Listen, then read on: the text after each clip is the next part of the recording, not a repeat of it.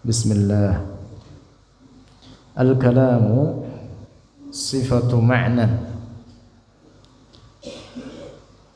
Sifat ma'na yang dimaksud salah satu daripada sifat ma'ani. Kita masih dalam pembahasan bait syair dari Jawharatut Tauhid, mengatakan hayatuhu kadzal kalamu sam'u thummal basar bidhi atana sam'u. Kemarin sudah kita bahas tentang sifat al-hayat. Nah, berikut ini adalah sifat al-kalam. Sifatu ma'na, sifat daripada sifat ma'na, daripada sifat ma'ani. Kada demikian pula ay kasifatil ma'ani, artinya sebagai sifat ma'ani allati dzukira, yang telah disebutkan wujubuha, akan kewajibannya sifat al-ma'ani lillahi, bagi Allah azza wa jalla yang maha suci dan maha agung. Wa qidamuha, dan wajib qidamnya sifat ma'ani lahu, bagi Allah. Qidam artinya tiada bermula. Lahu, bagi Allah subhanahu, biqidami dzatihi, dengan qidam zatnya. Artinya sebagaimana zat Allah qadim, tiada bermula, maka sifat-sifat Allah pun qadim. Di antara sifat al-ma'ani ini yang 7, wajib adanya sifat tersebut qadimatun azaliyatun abadiyah, tanpa permulaan, tanpa penghabisan. Al-kalamu yaitu sifat kalam, salah satu daripada sifat ma'ani. Wa qad summiya, dan telah dinamakan ilmu tauhid, akan ilmu tauhid, ilmal kalami, akan ilmul kalam, ala ahadil aqwali, di atas salah satu beberapa pendapat, lianna mas'alatal kalami, karena masalah kalam. Yang dimaksud kalam Allah, kanat adalah mas'alatul kalam asyhara ajzaihi, paling masyhur bagian-bagian daripada ilmul kalam atau ilmu tauhid. Ilmu tauhid itu sangat luas. Yang paling masyhur atau paling populer hingga terpecah umat Islam kepada beberapa kelompok adalah yang pokoknya, yaitu dalam masalah kalam Allah. Wa min asbabi tadwinihi, dan dari beberapa sebab dibukukannya ilmu tauhid, wa ta'lifi, dan dibuat karya-karya atau tulisan-tulisan fihi dalam ilmu tauhid, adalah karena masalah apa? Kalam Allah. Itulah mengapa ilmu tauhid, yang juga disebut dengan ilmul aqidah, juga disebut dengan ilmul usul, dinamakan dengan ilmul kalam. Semuanya sama, semua itu sama. Jadi ilmul kalam yang dimaksud adalah apa? Ilmu tauhid atau ilmul aqidah atau ilmul usul. Ad-dalilul aqliyyu, dalil aqli ada sifatil kalami, atau sifat kalam bagi Allah. Wa min dzalika, dan dari demikian itu, ad-dalilul aqli ayyuqala, untuk dikatakan qad sabata aqlan, telah benar adanya aqlan, secara akal, qaulul bari'i, bahwa adanya Allah subhanahu wa ta'ala hayyan, maha hidup. Wal hayyu, dan yang hidup, yasihhu minhu, sah atau dibenarkan, minhu darinya, al-hayyu ay yatakallama, untuk berbicara ia, wa ya'muru, dan untuk memerintah oleh dia al-hayyu, wa yanha, dan untuk melarang atau mencegah oleh dia al-hayyu, kama yasihhu minhu, sebagaimana dibenarkan minhu darinya al-hayyu ay ya'lama, untuk mengetahui oleh dia al-hayyu, wa yuqaddiru, dan menetapkan oleh dia al-hayyu, wa yurida, dan berkehendak oleh dia al-hayyu. Jadi zat yang maha hidup, mestilah daripadanya bahwa dia yang maha hidup tersebut juga memiliki sifat yang lainnya daripada sifat al-kalam, sifat al-qudrah, sifat al-irada, sifat apa lagi? Al-ilmu. Falau lam yattasif bil kalami, maka apabila tidak bersifat oleh dia Allah bil kalami, dengan al-kalam, la adda dzalika, maka menyebabkan oleh demikian itu lam yattasif ila ayyakuna muttasifan bididdihi, bahwa ada dia Allah muttasifan, bersifat, bididdihi, dengan kebalikannya al-kalam.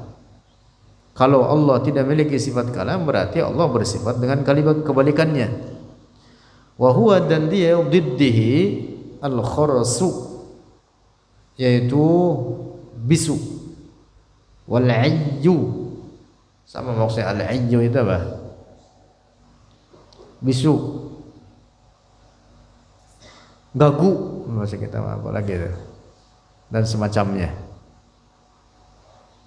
Mustahil demikian itu. Wa hadhihi, dan ini al kharsu wal ayyu, biddul kalam, kebalikan daripada sifat al kalam, naqaisu, itu kekurangan-kekurangan, wa afatun, dan afat. Apa itu? Aib-aib dan celah. Tadullu, menunjukkan ala hadasil mausufi, atas kebaharuan yang disifati biha, dengannya itu afat, wa ajzihi, dan kelemahannya itu al-mausuf.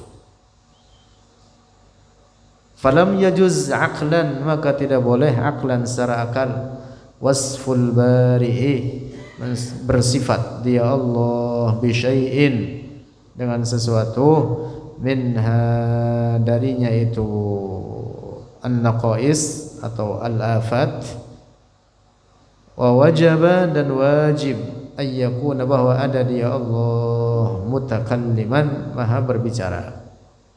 Dan nanti akan dibahas lebih luas di belakang bahwa kalam Allah sebagaimana sifat-sifat lainnya tidak menyerupai ciptaannya, tidak menyerupai manusia atau makhluk-makhluk lainnya.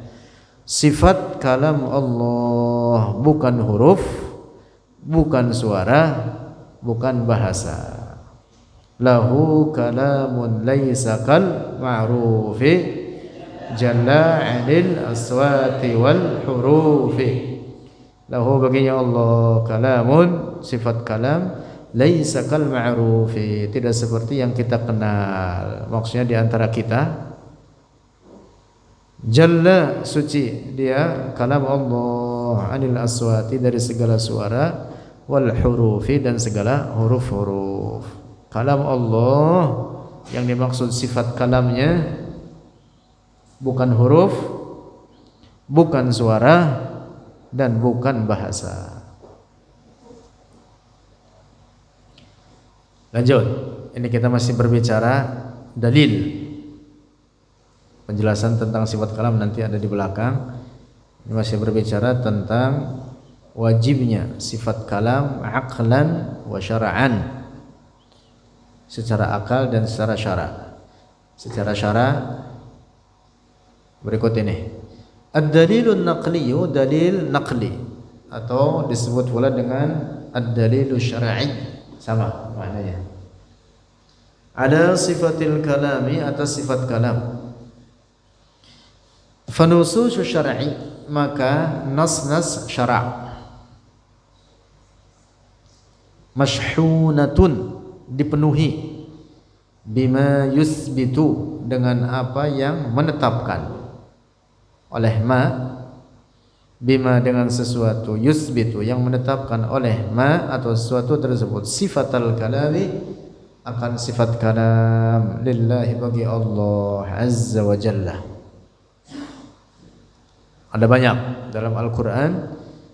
Faminal Qur'ani, maka dari Al-Quran juga nanti ada hadis Rasulullah. Qaulullah ta'ala, firman Allah ta'ala, wa kallamallahu Musa taklima, wa kallamallahu Musa taklima, dan berbicara oleh Allah Musa, akan Nabi Musa, taklimah, akan suatu pembicaraan.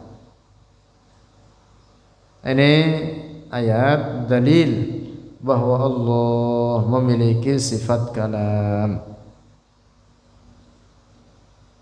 bahwa Allah memiliki sifat kalam, dan sifat kalamnya tersebut diperdengarkan kepada Nabi Musa. Inilah yang dimaksud dengan wa kallamallahu Musa. Yang dimaksud diperdengarkan adalah bahwa Allah membuka hijab dari Nabi Musa, sehingga Nabi Musa dapat mendengar dan faham dari kalam zat Allah tersebut, yang bukan sebagai huruf, bukan suara, dan bukan bahasa. Yang karena itulah maka Nabi Musa memiliki keistimewaan dengan dalil ayat ini, yang itu tidak diraih oleh para nabi yang lain kecuali Nabi Muhammad, yaitu dalam hal ini gelar apa? Gelar kalimullah, gelar kalimullah.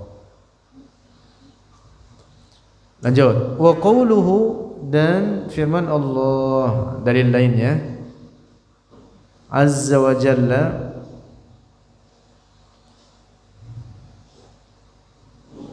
qala ya Musa, berfirman oleh Allah, ya Musa, wahai Musa, inni istafaituka, inni, sungguhnya aku, istafaituka, telah memilih oleh aku akan engkau, alan nasi, atas segenap manusia, birisalati, dengan kerasulanku. Yang dimaksud, Allah memilih Nabi Musa sebagai Rasul Allah,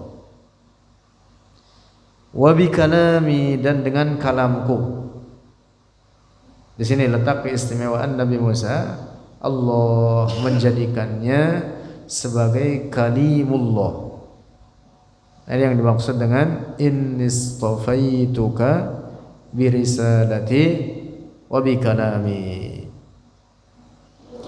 Wa minal hadisi, dan dari hadis, dalil dari hadis adanya sifat kalam bagi Allah, ma rawahul Bukhari, apa yang telah meriwayatkannya oleh Al-Imamul Bukhari, fi sahihihi, dalam sahihnya, dalam sahih Al-Bukhari, min hadisi Adi ibn Hatim, dari hadis Adi ibn Hatim, qala, berkata ia, qala Rasulullah, telah bersabda Rasulullah sallallahu alaihi wasallam, ma minkum min ahadin, tidaklah dari kalian, dari seorang pun, illa sayukallimuhu rabbuhu, kecuali akan berbicara akan dia, ahad, rabbuhu, oleh Tuhannya, ahad. Setiap orang dari kalian, laisa bainahu wa bainahu turjumanun, tidak ada antara Allah dengan setiap orang kalian turjumanun, penterjemah.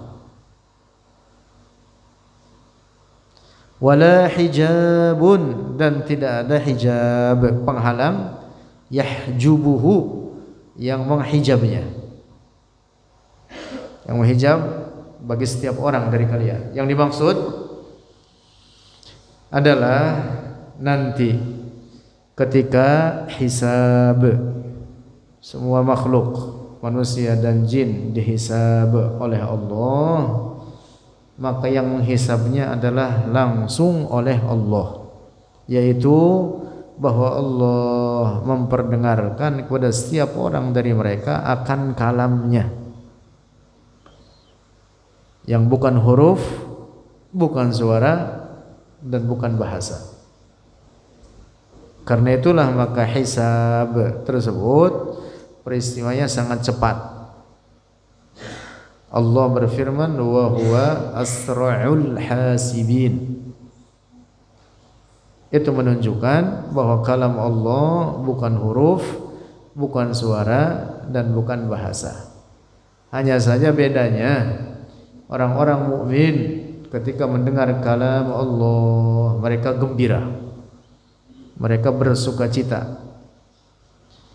Nah, sementara orang-orang kafir ketika mendengar kalam Allah yang azali tersebut, yang bukan sebagai huruf, bukan suara, dan bukan bahasa, orang-orang kafir tersiksa dengan itu. Nah, jadi hadis ini memberikan pemahaman tentang adanya sifat kalam bagi Allah. Ma minkum min ahadin illa sayukallimuhu rabbuhu yawmal qiyamati laisa bainahu wa bainahu turjuman. Lanjut. Artinya ini makna hadis. Laisa bainahu, tidak ada antara Allah, wa bainahu, dan antara setiap orang kalian, turjumanun, oleh penterjemah, yutarjimu lis-sami'i, yang menterjemahkan oleh turjuman, lis-sami'i, bagi si pendengar. Bal, tetapi kullun, seluruh mereka, yasma'u kalam Allah, mendengar oleh kullun kalam Allah, akan kalam Allah. Masya Allah, semuanya, termasuk dalam hal ini orang-orang kafir. Allah yang langsung menghisab makhluk ini, termasuk orang kafir. Allah membukakan hijab dari seluruh makhluk tersebut hingga mereka mendengar kalam zat Allah. Walaysa hajizun, dan tidak ada penghalang, wasatirun, dan satir. Satir sama artinya penghalang atau penutup. Wa mani'un, dan penghalang, ma'nawiyun, yang ma'nawi, yahjubu zalikal abda, yang menutupi oleh itu satir al-abda, akan hamba, an sama'i kalami rabbih, dari mendengar kalam Tuhannya.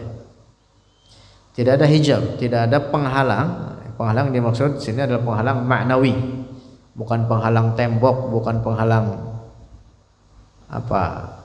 kaca atau semacamnya. Yang dimaksud tidak ada penghalang yang menghalangi untuk diperdengarkan oleh Allah akan kalamnya tersebut terhadap setiap orang. Semuanya mendengar.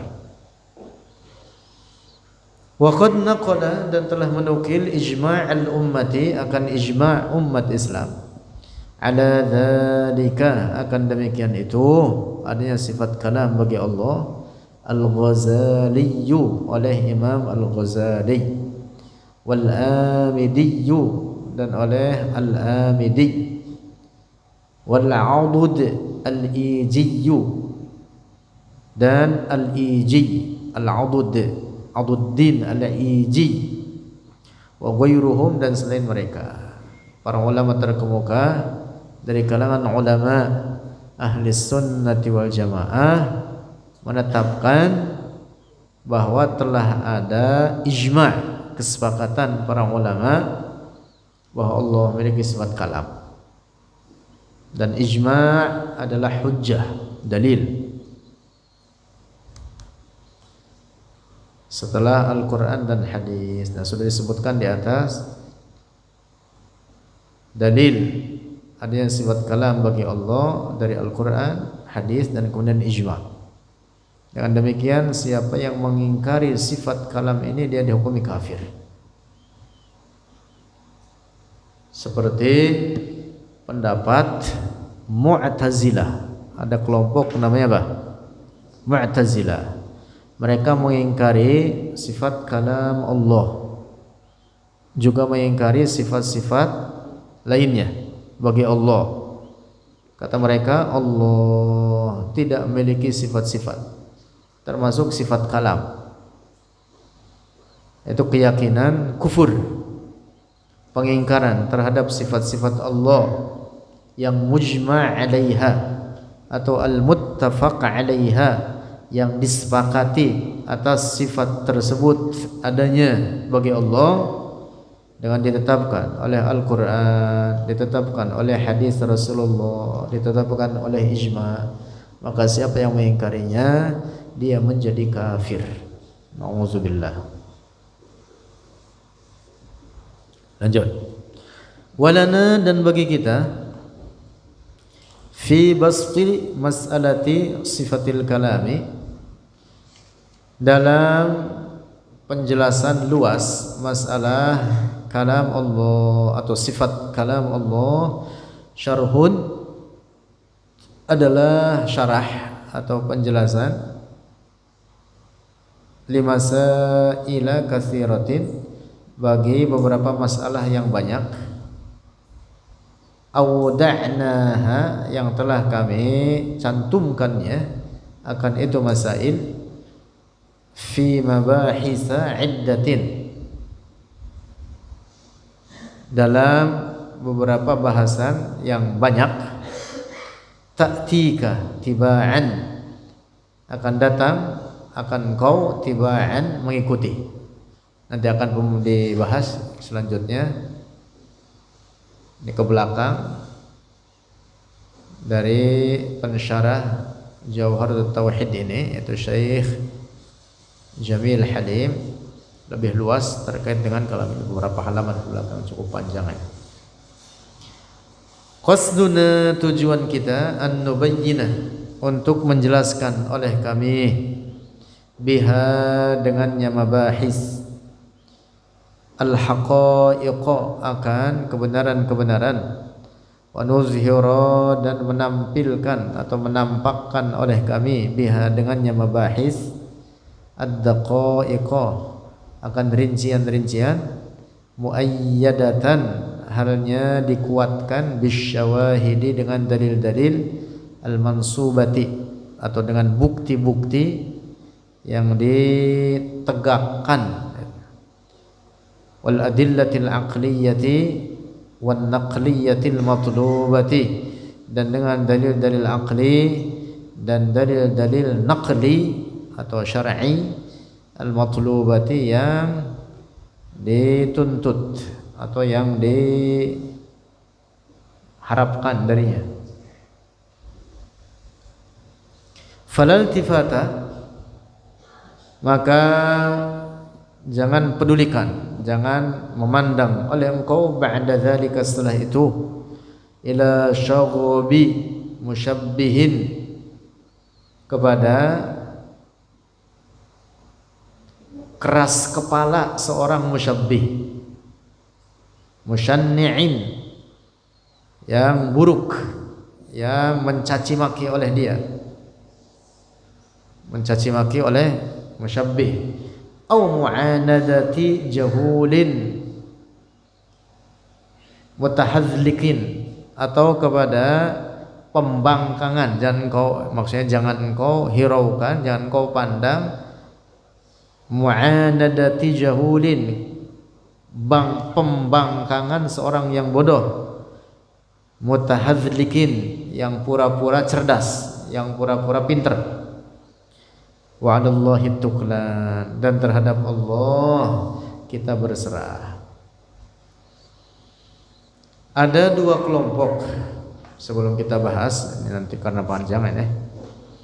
Ada dua kelompok yang ekstrim, yang keluar dari jalan kebenaran terkait masalah kalam Allah ini. Yang pertama adalah kaum musyabbih mujassim. Yang kedua adalah kaum mu'tazilah atau mu'attilah. Kelompok musyabbih mujassim, kelompok sesat. Mereka mengatakan bahwa kalam Allah sebagai huruf, suara dan bahasa, sehingga mereka mengatakan bahwa kalam Allah sama dengan bacaan-bacaan kita. Mereka mengatakan ba adalah kalam Allah, Allah mengucapkan dengan huruf ba. Sin pun demikian, mim juga demikian, alif, lam, ha juga demikian, sehingga tersusunlah bismillah. Kata mereka, kata musyabbih mujassim, Allah mengucapkan kalimat-kalimat tersebut, mengeluarkan huruf-huruf itu. Na'udzubillah. Itu pendapat sesat. Di zaman kita sekarang, kelompok musyabbih mujassim adalah kaum Wahabi. Golongan siapa? Golongan Wahabi. Mereka berpendapat seperti itu.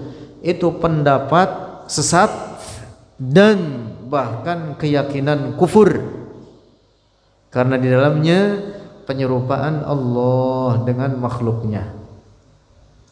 Na'udzubillah. Karena itu Wahabi itu tidak lain, mereka adalah apa? Kelompok musyabbihah mujassimah. Hindari mereka, perangi faham mereka. Nah, ini yang pertama.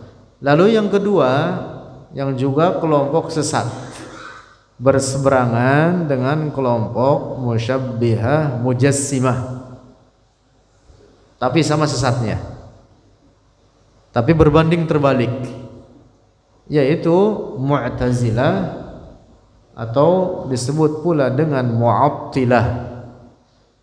Penyebutan Mu'tazilah sebagai Mu'attilah oleh karena kelompok Mu'tazilah ini adalah kelompok yang mengingkari sifat-sifat Allah.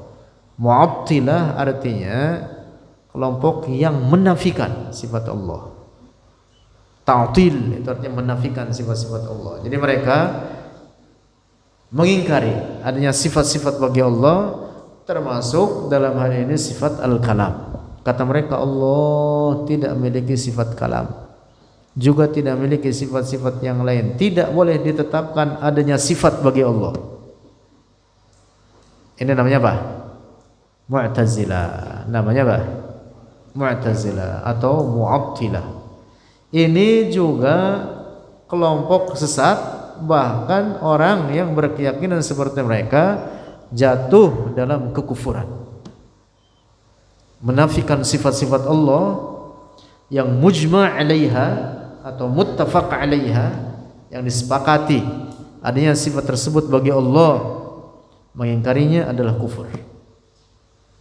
Al-Imam An-Nasafi berkata, wa raddun nususi kufrun. Menolak nas-nas syara', menolak nas-nas Al-Quran atau hadis Rasulullah yang sharih, maknanya jelas, kufrun adalah kekufuran. Nah, jadi dua kelompok ini musyabbihah mujassimah. Lalu kebalikannya kelompok apa? Mu'tazilah atau Mu'attilah. Ini dua kelompok sesat. Yang benar adalah pertengahan antara keduanya. Siapa itu? Yaitu Ahlus Sunnati wal Jamaah.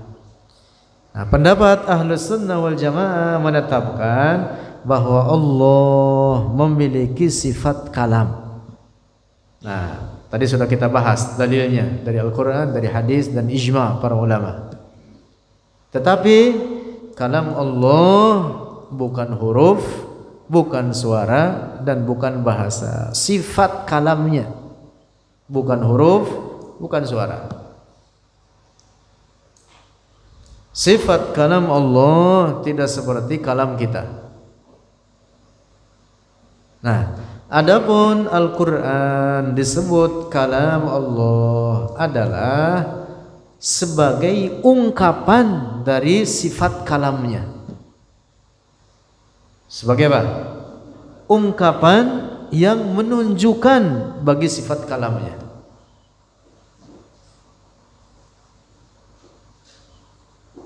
Karena itulah dalam Al-Quran Allah berfirman, innahu laqawlu rasulin karim, bahwa Al-Quran itu adalah bacaan Jibril yang dibacakan kepada Rasulullah. Jibril mengambil dari Al-Lauhul Mahfuz, tulisan dan bacanya tersebut diturunkanlah kepada Rasulullah, dibacakan oleh Jibril kepada Rasulullah. Bukan artinya Allah berkata-kata dengan huruf seperti bacaan kita terhadap Al-Quran, tidak. Tidak boleh dikatakan Allah membaca ayat-ayat Al-Quran seperti bacaan kita, mengeluarkan huruf-huruf Bismillahirrahmanirrahim, Alhamdulillahirabbil alamin. Kalau diyakini demikian, maka berarti Allah sama dengan kita. Nauzubillah. Nah, tetapi kitab yang kita baca itu, kitab Al-Quran yang kita baca itu disebut kalam Allah bahwa isinya atau kandungannya yang ada di dalamnya adalah menunjukkan kepada apa? Sifat kalam Allah, kepada Al-Kalamuz Dzati. Allah memerintah kita salat. Lalu perintah tersebut diungkapkanlah dalam bahasa Arab menjadi aqimus shalah.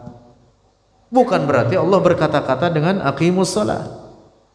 Seperti suara saya lalu berbahasa bahasa Arab. Lalu kalamnya tersusun daripada huruf-huruf hamzah, qaf, ya, mim, waw. Bukan seperti itu. Ya kalau begitu apa bedanya dengan saya? Mustahil demikian. Nah, tetapi aqimus shalah ini adalah ungkapan menunjukkan terhadap perintah Allah menyuruh kita untuk sholat. Paham ini? Seperti tulisan Allah itu. Di atas itu ada tulisan Allah. Bukan artinya itulah Allah yang kita sembah nempel di situ. Tetapi itu apa? Tulisan mengungkapkan atau menunjukkan kepada adanya zat yang maha suci yang kita sembah, yang wajibul wujud, yang bernama Allah. Jadi itu hanya apa? Tulisan menunjukkan, mengungkapkan kepada adanya apa? Zat yang kita sembah, yang bernama Allah. Bukan itulah hakikat Allah nemplok di situ. Bukan itulah hakikat Allah dalam bentuk alif, lam, ha, bukan. Tapi itu tulisan menunjukkan kepada apa? Adanya zat yang kita sembah yang bernama Allah. Nah, demikian pula kitab suci Al-Quran yang kita pegang, yang kita baca tersusun dalam huruf-huruf, dalam bahasa Arab, ditulis dengan tinta, ditulis di atas kertas. Itu semua disebut kalam Allah. Disebut apa? Kalam Allah. Tetapi dalam pengertian apa? Ungkapan dari sifat kalamnya. Nah, sehingga Dari sini difahami seperti jelasan para ulama kita, nanti akan dibahas lebih detail, bahwa penyebutan kalam Allah memiliki dua makna. Ketika disebut kalamullah itu mengandung dua makna. Yang pertama, kalam Allah dalam pengertian sifat kalamnya, al-kalamuz zati, yang bukan huruf, bukan suara, bukan bahasa, tidak menyerupai kalam siapapun. Yang kedua, kalam Allah dalam makna al-lafzul munazzal, lafaz-lafaz yang diturunkan. Dalam bahasa Arab disebutlah Al-Quran, dalam bahasa Ibrani disebutlah Injil. Begitu.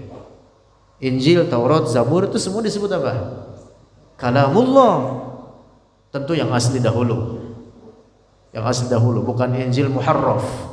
Bukan Injil yang telah mengalami reduksi, bukan Injil yang telah dirubah. Injil yang asli turunkan kepada Nabi Isa dahulu, atau Taurat terhadap Nabi Musa yang asli dahulu, itu juga disebut apa? Kalamullah. Dalam pengertian apa? Al-lafzul munazzal. Dapat dipaham ya? Saya ulang lagi. Jadi penyebutan kalam Allah itu mengandung dua makna. Satu, kalam Allah dalam pengertian apa? Al-kalamuz zati, kalam zat Allah, sifat kalamnya yang bukan huruf, bukan suara, dan bukan bahasa. Yang kedua, kalam Allah dalam makna apa? Al-lafzul munazzal, dalam makna lafaz yang diturunkan, yang merupakan ungkapan dari al-kalamuz zati. Nah, dari sini difahami perkara lainnya, yaitu ketika disebut kalam Allah, jika yang dimaksud sifat kalamnya, maka jelas dia qadim, tiada bermula. Paham ini? Tetapi kalau yang dimaksud kalam Allah adalah dalam pengertian al-lafzul munazzal, maka dia makhluk, maka dia baharu. Kertas makhluk tidak?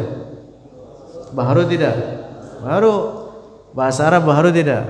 Baharu. Huruf-huruf hijaiyah baharu tidak? Baharu. Nah, jadi kalau yang dimaksud kalam Allah dalam makna al-lafzul munazzal, maka dia makhluk. Nah, tapi begitu tidak boleh kita mengatakan Al-Quran makhluk, enggak boleh. Tetapi dengan dirinci di maqam ta'lim semacam ini, di tempat pengajaran semacam ini. Adapun di khayalak ramai di depan orang banyak enggak boleh diungkapkan langsung Al-Quran makhluk, tapi dengan dirinci, diajarkan dengan dirinci. Ketika disebut kalam Allah dalam makna sifat kalamnya, maka dia bukan makhluk. Tapi kalau yang disebut kalam Allah yang dimaksud al-lafzul munazzal, maka dia makhluk. Nah, begitu, paham tidak? Enggak boleh dikatakan secara mutlak Al-Quran makhluk, tidak boleh, haram. Sebab nanti dikhawatirkan difahami bahwa sifat kalam Allah makhluk. Kalau orang memahami demikian, rusak akidahnya. Nah, jadi caranya dengan apa? Dirinci. Jadi kalau ada orang bertanya, boleh tidak mengatakan Al-Quran makhluk? Jawab, kalau yang dimaksud al-lafzul munazzal, huruf-huruf tinta yang ditulis di atas kertas, lalu kertasnya al-maktub bainal masahif, yang ditulis di antara lembaran-lembaran, maka dia makhluk. Tapi kalau yang dimaksud Al-Quran dalam makna al-kalamuz zati, sifat kalam Allah yang bukan huruf, bukan suara, dan bukan bahasa, maka dia bukan makhluk. Nah, dapat dipaham ya? Wallahu a'lam bishawab.